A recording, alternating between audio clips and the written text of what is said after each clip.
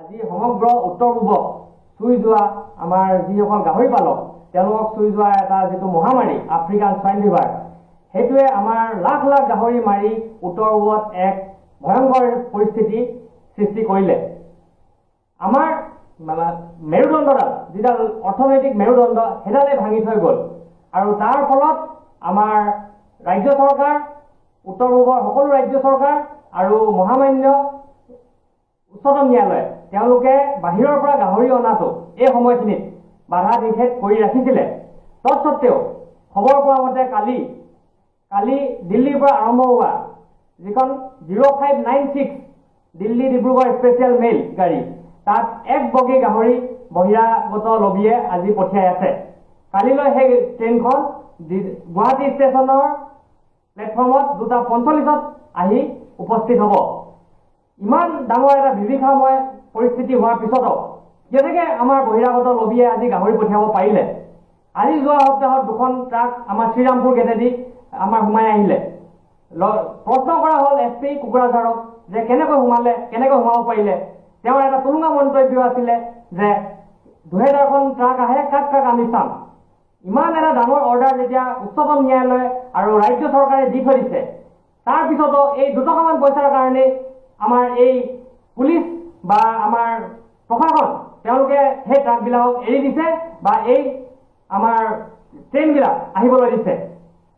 আজি আমাৰ অসমীয়াৰ অৱস্থা নাই, আজি উত্তৰ পূবৰ প্ৰতিজন গাহৰি পালকৰ অৱস্থা নাই।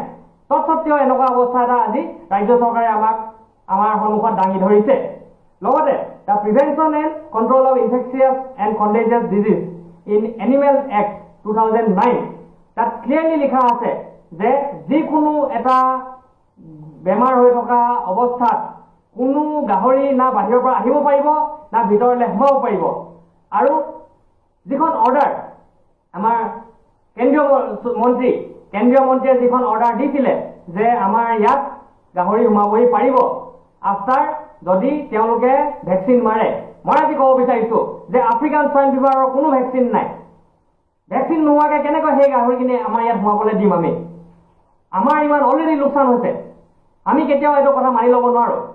কালিলৈ যদি আমাৰ সেই ট্ৰেইনখন সোমাবলৈ পাৰে অসমত, কিন্তু এটা জংগী আন্দোলনৰ কাৰণে আমাৰ ৰাজ্য চৰকাৰ প্ৰস্তুত থাকক। আমাৰ কৃষক আমি ওলাই আহিমেই, কোনো স্বত্তেও আমি এই মন মানি আমি চলিব দিব নোৱাৰোঁ। কৃষকৰ আজি লাও লোৱা অৱস্থা, গাহৰি পালকৰ লাখ লাখ গাহৰি মৰি গৈছে, এটকা এটা পোৱা নাই তাৰ বিনিময়ত, না দানা এটকা দিছে।